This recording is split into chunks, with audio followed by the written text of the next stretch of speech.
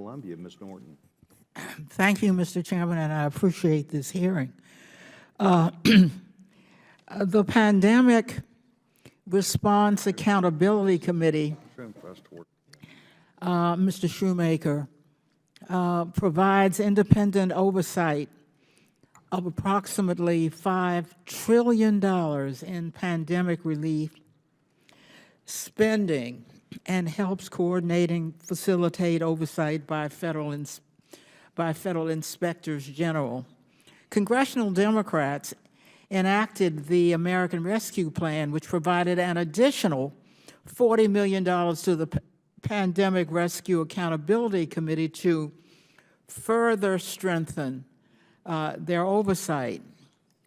In 2021, the Pandemic Response Accountability Committee created the so-called Pandemic Analytical Center of Excellence. We call that PACE, a leading-edge analytic platform that inspectors general can leverage to root out and prevent fraud. So, Mr. Shoemaker, my question to you is, how has your office leveraged the enhanced data analytics capabilities that the PACE offers to optimize the effects of your limited resources? Thank you for the question. Our office, at the early days of the pandemic, received over 100,000 hotline complaints. That was within the first year. We typically receive less than 1,000. So that number has since increased to over 230,000.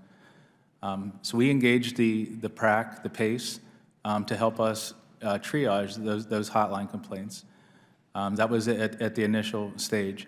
We have since developed an in-house data analytics capability where we have further refined that process to use topic modeling and artificial intelligence to distill that 230,000 leads into 81,000 actionable leads, which equates to about 100 years' worth of investigative work for our office.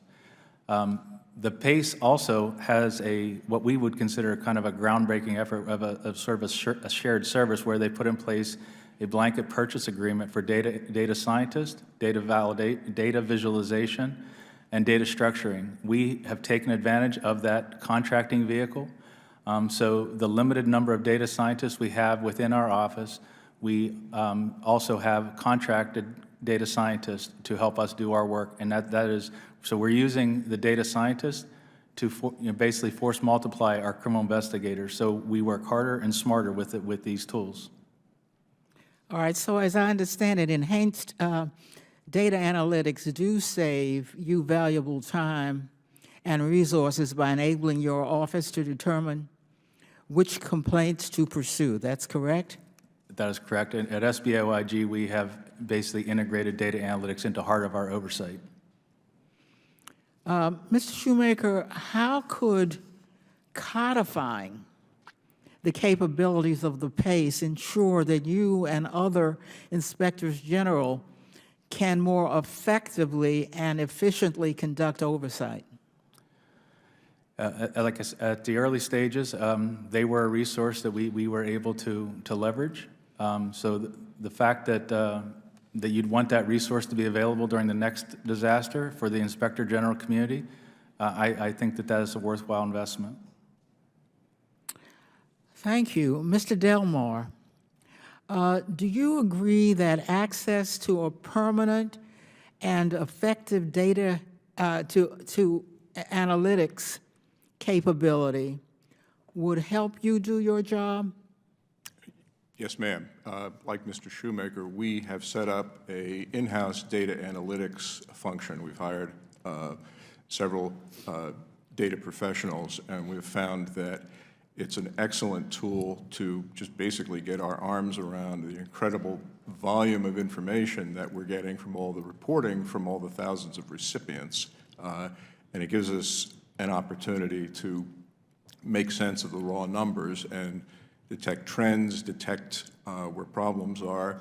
We do a lot of what we call risk analysis to decide where the best places are to devote our resources with the best chance of finding mistakes and finding fraud. So I think the big thing about the pace is it's a lesson from the last time, the Recovery Operations Center with the rat board back in the crisis of 2008, that was not maintained. And so when this new crisis came, oversight was pretty much starting from scratch. And for the matter of that, the department was in a lot of ways starting from scratch.